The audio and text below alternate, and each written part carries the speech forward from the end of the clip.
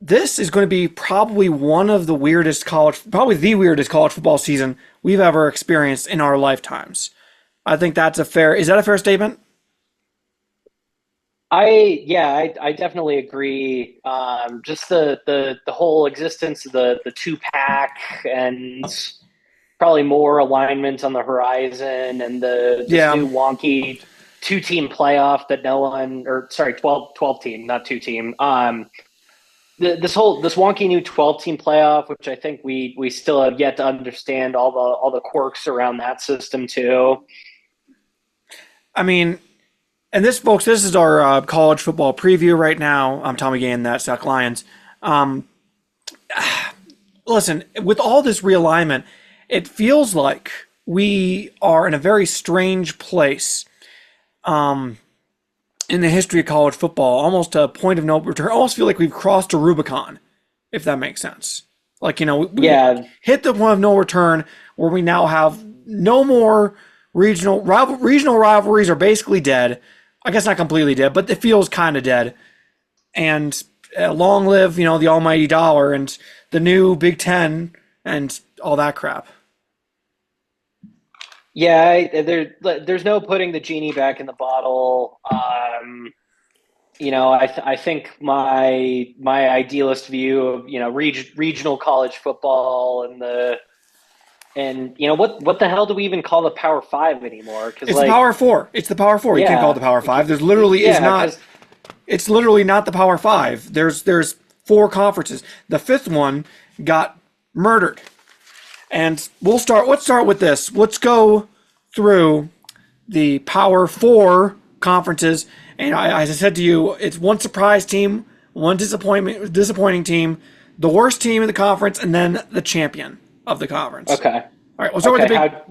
start with the Big 12. Go. Sorry. Big 12. We'll start off surprise team. My surprise team is the University of Colorado. Listen, I understand everyone right now and their mother is talking trash about the University of Colorado, saying that they're kind of once bitten and twice shy after last year when everyone was like they're the best, and then we weren't the best. But I think with improvements on the line, both defensive and offensive, especially the offensive line, adding obviously he's a true freshman, but Jordan Seaton is a game changer, and I think the wide receiver room really is something special.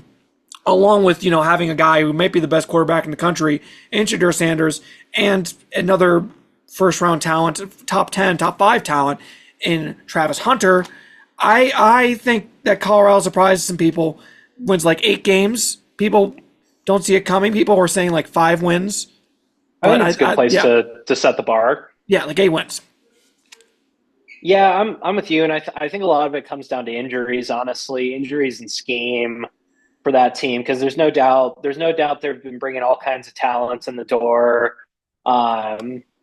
You can look to skill players like Jimmy Horn, who was a big part of the offense last year. He's back, but also new faces. LeJontay Wester, potentially potent run game. We haven't seen a lot of Dallin Hayden at Ohio State.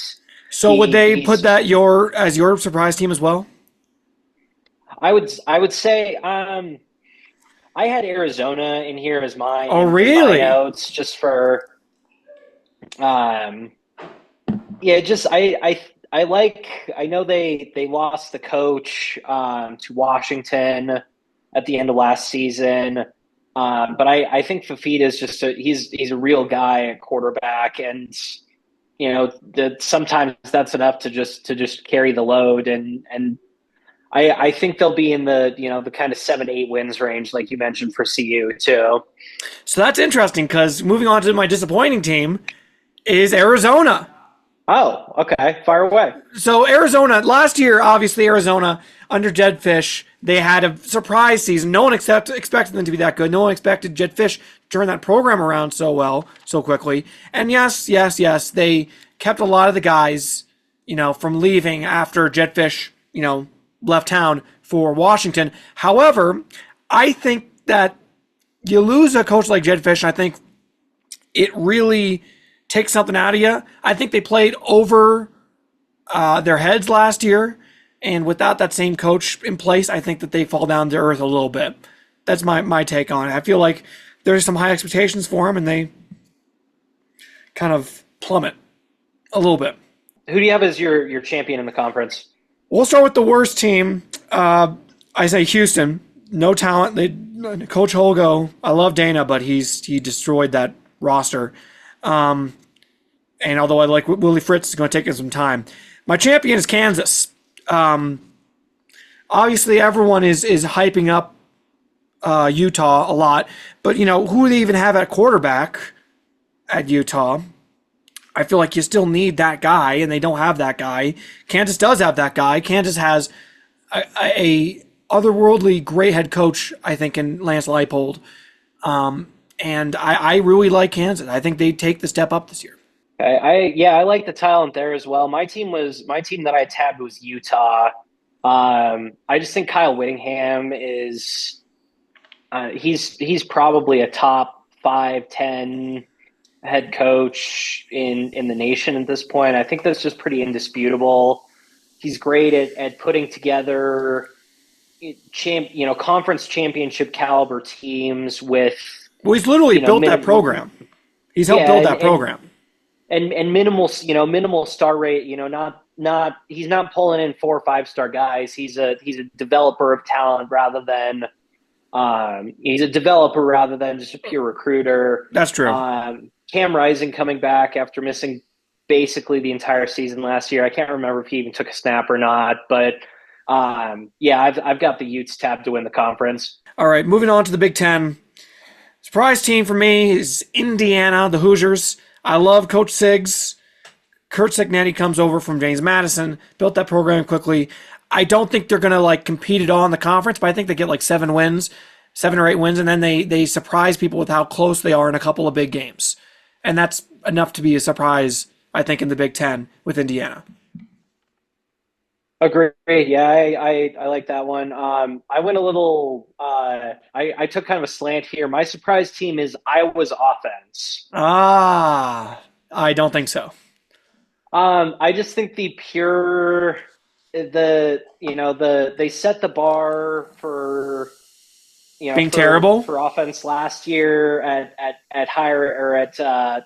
Brian Ferentz's son, or I'm sorry, Kirk Ferentz's son, Brian Ferentz. He had to score 25 points or more to keep his job. That was the best story in college football. I think so. I saw a little, Price is Right type. Yeah,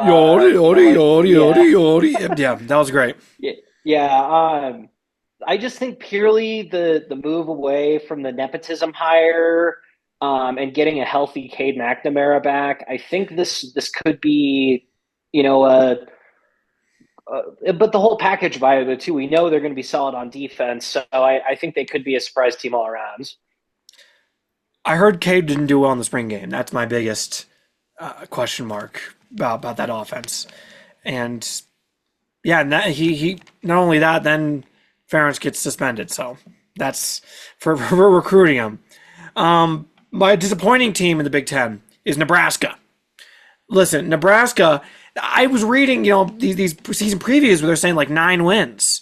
And I don't know what planet these people are living on. They have been living on with Nebraska football. Listen, they bring in Dylan Raiola, and that's a big get, no question about it. But at the same time, first of all, he didn't look that great in the spring game. But 2, that doesn't matter. The point is that I go a little bit by, if you're a program, you need to break through first before I start believing in you doing anything. Nebraska needs to break through the ceiling that's been, they've been trying to push against, which is 6 wins, before they start thinking about even 9 wins. You know what I mean? Or 8 wins. They need to make a bowl game. They have not made a bowl game since 2016. 2016. And for a program like Nebraska, that's like otherworldly bad. So I think people are putting too high of expectations on this team. I think they win 5 games again, honestly. I don't think their recruiting has been that impressive, to be honest. They brought in Raiola. Congrats, in-state guy. You kept the in-state guy from going, to Georgia. But I don't know. What do you I didn't think? realize he's from Nebraska. For whatever it's worth, Vegas pretty has a consensus pretty much over under on the Huskers over under 7.5 wins. I think that's So too high. yeah, too high. Yeah, I can't remember the last true freshman quarterback that we had that really just lit it up. James Trevor Winston? Lawrence, yeah, Winston, Trevor Lawrence, maybe. It's really rare. I think it's unfair to expect Raiola to just walk in there and Day light it one, up just be the man. immediately. Yeah. Yeah, no, I have, sophomore, junior year, no doubt. I have no doubt that he's going to be an improved player if he even stays at Nebraska. We'll see. He went to four high schools and was committed to three different college programs, if I'm not mistaken. So I don't know. I could see him having a promising freshman season, but I could also see this going south and he's in the portal by November. So who do you think is your disappointing team in the Big Ten? Disappointing team in the Big Ten. I've got Michigan slash Penn State here. I couldn't Mm, quite decide. I just losing all the upperclassmen that Michigan lost, plus Harbaugh, who I think is probably just a top five football coach in general right yeah, now. yeah. I think it's to I you know Sharon Moore is gonna dial it up on offense. I still think they're in the 9-10 win range, but disappointing relative to what the expectations may be I think for eight that fan wins. base. I think if they win 8 games, I think most Michigan fans will be like, okay, that makes sense. We Yeah, lost to everybody. That's the only. I know what you're talking about, and I was thinking about them too. But I just think that they lost so much, and you lose Harbaugh. I don't think anyone's going to be putting too high of expectations, even for like a Michigan team that won a national championship last year. You know, so yeah. I Do do you see where want you're to do you coming want to from. talk? I do. What? Do you want to talk Penn State real quick since that was my slash team Yes. or Let's see the other one. Yes. Penn State. um just real quick on there. I'm not convinced that Drew Aller is a guy, and No, no, no, no. You think he's just a guy? He's not the guy. yeah, he's a jag. He's just Uh huh. another guy. I don't think he's going to truly live up to his pedigree, and the act of James Franklin going and linking himself with every hot job opening is I think Penn State their department's kind of tired of that shit. So we'll see how this goes. I think this is kind of a make or break year for them. Well, I mean, Penn State, they that's a top tier program though. Like that is legit. Like I understand people can say a lot of things about Penn State, but that program is like a big time job. That's there's not too much farther up that you go than Penn State. You know what I mean? And yeah, and I mean, this is their year with this is the year to do it with Michigan potentially down. Ohio State's been kind of a wild card the last couple of years. If there's a time for them to do it, it's now. Now I my worst and best the kind of mirror each other for a certain reason. Worst is UCLA. They lose Chip Kelly, and who they lose him to? My Big Ten champion, Ohio State. It's so What? embarrassing. Imagine getting cucked that hard by another team in your new conference where your head coach goes to become a coordinator at that school. That's nuts. That's maybe the least talked about massive storyline of the offseason. Like I think by far. Because it's first of all, Chip Kelly's a big deal already. But the fact that he leaves a head coaching job at, you can say whatever you will about UCLA football, still a relatively big program, and goes and hops right over to Ohio State, nuts out. Now, for Ohio State, they're the most talented team in the country. I don't know if I trust Will Howard yet, but they also were great last year, and I did, no one could trust the Honda Accord. So I like them. I like Ohio State a lot. They're my Big Ten champ. I'm with you still, despite what I said about them in the Penn State segment. I think they're just by far the most talented team in the Big Ten. I think Judkins is a dude. They're going to be able to run the ball, no Judkins doubt. is a bowling ball. That man is a bowling ball. He will run over the competition. I love Judkins a lot. Moving on to the SEC. Surprise team.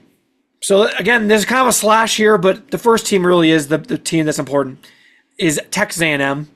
I just think the talent level is so high there, and it was kind of being locked away by the fact that I think Jimbo Fisher might not be a good coach at all. Pretty checked out too. It Yeah, felt pretty like checked at out. times. Yeah, and so bringing in Mike Elko is huge. I think it kind of unlocks that potential. I like Weigman at quarterback as well. So I think they surprised some people, win 9 games. I think they're going to be a really good team. And then kinda, but not really, Florida. And hear me out, because they have the toughest schedule in the country. The toughest schedule in the country. So I think if they win 8 games, it's like they surprise people. Even though because I think they have the talent to be in a lot of these games against really good teams. I mean, Napier's been recruiting at a high level. They have 2 different quarterbacks who I think can guide them at a high level. I think it's probably good that they're going to let Lagway be, on the bench for his first year. But I think Florida kind of, and then disappointing Tennessee. The Tennessee is on the Tennessee cycle. I may have told you about this before. So right now, Josh Heupel is here on the Tennessee cycle. The way the Tennessee cycle works is going like this, head coach gets fired. They're still going down as the new head coach gets hired. And then people are saying he's a disaster. They come back up. Oh, Tennessee's back. They level off. And then they start to come back down. And they rocket back down, head coach fired. That is the Tennessee cycle. And he's kind of starting to teeter over on the roller coaster. And then kind of Alabama, because I don't think the expectations should be too high for them, but Alabama only winning 9 or 8 games is crazy bad for Alabama. So, yeah. On the surprising side for me, I've got Missouri. Surprising or as disappointing? As on the surprising side, I'm sorry. Yeah, I like that combination between Cook and Luther Burden, the wide receiver.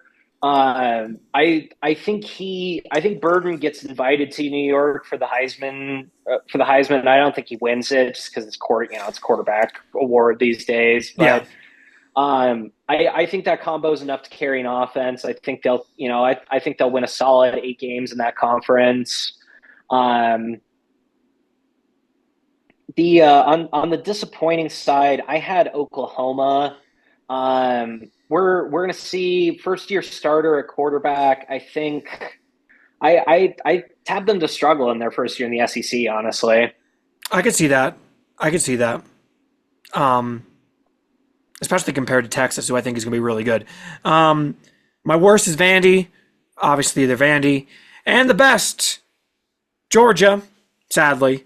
I think Georgia is still just an absolute wagon. However, do not sleep on Ole Miss. I think this is Ole Miss's year to finally creep out of the shadow of Alabama and to take that spot, at least temporarily, until Alabama kind of, fires this coach and then gets a better coach. I like Ole Miss a lot. That the talent that they brought, that Lane Kiffin's brought in, has been incredible. yeah, and with how the conference championships work now, there's no division structure to it. They're just going to take the top 2 teams, so that could work in their favor as well. Definitely. And who do you have winning the SEC?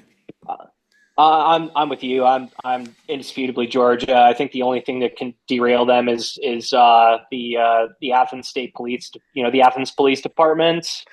Talk about a program. If that keeps going, that program could see something. That tells me there's something deeply wrong somewhere in the core there, that it keeps happening. And you could say the same thing about Florida back in the old days. There was something wrong in the core that Florida, even though they were incredible. And it eventually started to deteriorate. And I could see the same thing happening at Georgia in the upcoming years if things keep going this way. And then finally, of the Big Four conferences, the ACC, my surprise team is SMU. extremely talented team making their jump into the power sphere, and I think they're going to make that jump pretty seamlessly, especially compared to Stanford and Cal. I really like SMU this year. And then disappointment, Clemson. I cannot trust Clemson anymore. I mean, the fact that they cannot do anything with the transfer portal, the fact that they do not utilize NIL really at all, they are living in dinosaur times and they're being left behind. The only reason I think they might not be completely just pummeled is the fact that I don't trust FSU or Miami all that much either, but still, I think they're going to disappoint again. On the disappointing side, I have Miami. I think they got the sexy transfer quarterback Cam Ward. I just don't. What is Mar? I think this is the year Cristobal gets fired. If I'm being Read that to honest. take. I just don't know what he's done to inspire confidence in that athletic department. They're not the U anymore. They have no Well, they home haven't field been the advantage. year. They That haven't been the U in a long time, like 30 yeah, years. I just keep but I think that athletic department, they've been chasing that high and trying to get back to that peak. They're thin at a couple positions. I just don't think I think they missed the playoff and that's enough for them to say they want to move on. Um, on the surprise side, I have Cal. I think Jade Nott is enough to carry that offense. They were kind of on the rise and just a really really good Pac-12 last year. Moving to a slightly I don't know how this year's ACC and last year's Pac compare. Probably favorably for Cal. I could see them. I could see them making a run. 7-8 games range. I could see that. My worst team is Virginia. Tony Elliott. Uh, he probably needs more time, but he has not really done anything there so far. Virginia. And my champion is FSU. I don't trust FSU all that much. Again, I said I don't trust FSU, Miami, or Clemson. And they had a great year last year. They lose Jordan Travis. They bring in DJU. I'm not sure how much I trust a quarterback who's on his third school already. However, it's not. He left his first school because he was not that good. He left his second school because they got demoted. And so, I mean, I guess it makes some sense. And I would probably take anyone else if there was anyone else I thought was good enough comparatively. It's still a lot of talent on the field. I don't trust Miami the same way you don't trust Miami. I don't trust Clemson. I like FSU. Yeah, I'm with you just purely because Mike Norvell is basically the anti Dabo at this point, and I think that's what you need to win in college football. Had another really good portal cycle. Good program that's investing in that side of things. So I like the Seminoles to win the conference as well. Makes a lot of sense. You make a lot of sense. My worst team is Stanford as well. Just don't. I think the travel. I think the travel schedule is going to be really hard on them. The travel is going to be brutal. The travel is crazy that they have to go through. Them and Cal are flying like 3 times as many miles this year as they did last year. It's insanity. Let's talk about the Heisman for a second. Talk about a couple of guys you like a lot. I have a list of guys that I really like. Quinn Ewers, I think. Jackson Dart. I think a sneaky one that people really are not talking about at all is Miller Moss at USC. He showed a lot last year when he came in. Obviously, the bowl game, what does the bowl game mean? However, Lincoln Riley, if he knows anything, it's quarterbacks. And if he does have any talent at all, he could be electric in that offense. And if he goes off, any quarterback in a Lincoln Riley offense can win a Heisman. That's the way, even if they're not that amazing as like an athlete, if that makes any sense. Yeah, I hear it. Especially if it's a slightly down year. And then Shador, who I think is getting criminally underrated in terms of Heisman odds. He's at like plus 4,000. And I get it. I get it because Colorado might not be amazing. However, I think talent-wise, he could be the most talented quarterback in college football. So I think it's unfair to not mention him at all. And I think the winner, however, is Jalen Daniels from Kansas. If he can stay healthy, I think he wins it. I think that they win the Big 12 this year, and I think he is the key to that. I think he goes off. I think he is a great athlete. He's a great quarterback. I think he's going to show a lot of people, really bring himself to a national stage this year. I like Jalen Daniels to win the Heisman. Yeah, 2 years, two Daniels. Yeah, Jaden to Jalen too. Yeah, I agree. I think he's one of, if not the best dual threats we have in college football. You're right. It's just a matter of staying on the field. I tabbed another guy that's just a matter of him staying healthy. I tabbed Travis Hunter here. If he plays, if he even plays half the snaps on offense, and stays reasonably healthy for the entire year, I just think he's so dynamic as a quarterback, and he just moves differently than any other dude I've seen in the college football in the past couple of years. I think he's electric with the football in his hands. He's gonna get some interceptions on defense. I think he could end up in New York if things shake out the right way. Do you think he wins it? I don't think he wins it just because it's a quarterback award. I also had Carson Beck tapped here too. I think by the end of the year, we could be talking about him as number one pick territory. Really? That's a take. That is a take. Just a couple quick things here. Let's go into our playoffs. If you have your playoff ready, do you have your playoff ready, sir? I made a top four. Top four. I did not fill out a top 12. Can I fill out I have a whole bracket. Want me to say my bracket? Oh yeah, fire away. You prepped better than I did. Yes. At the number 1 seed, Ohio State. At number 2, Georgia. 3, Kansas. 4, Ohio State. The top 4 seeds are the 4 conference champions of the Power 5. Right. Then at 5, Ole Miss. 6, Oregon. 7, Texas. 8, Penn State. 9, Alabama. 10, Utah.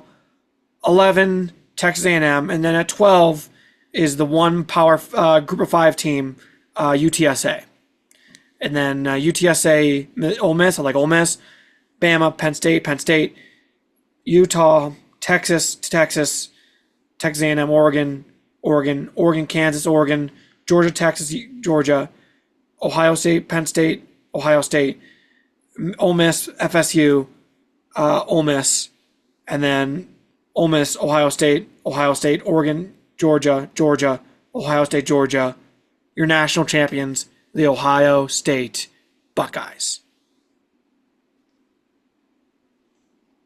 We have the same national championship game, though a different champion. Oh, really? Yeah, my top 4. I had Oregon, Ohio State, Georgia, and Texas. I'm obviously 12-team playoff this year, but I think those are the teams that'll end up as kind of our semifinalists. Sure. I like Georgia and Ohio State to advance out of that bunch. I know the bracket might shake out a little bit differently, but I just think Georgia's the top to bottom the most talented team in college football. Sadly, that's true.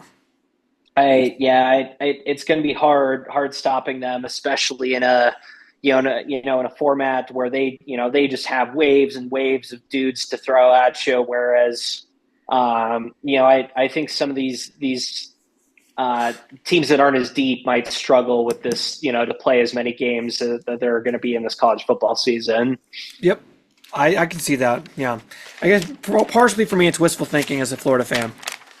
We'll end it off like this. Some burning questions, two sentences or less answers. 1, will new faces cause the Big 12 and the SEC to eat themselves alive or it doesn't really matter with the new playoff format.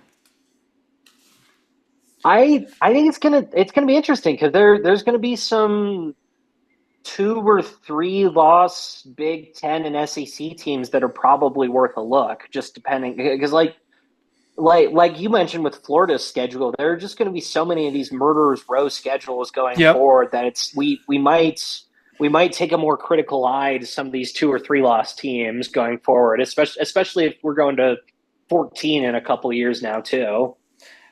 In their life, in their life after Saban at Bama, is their life after Saban at Bama, at least in the short term, with Kalen DeBoer? I say no. I just don't. It's just one of those things in sports that's never going to be. The same. Yeah, I just don't know how you can expect. And DeBoer's a good coach, but I just don't know how you can expect to ever fill the shoes of Saban.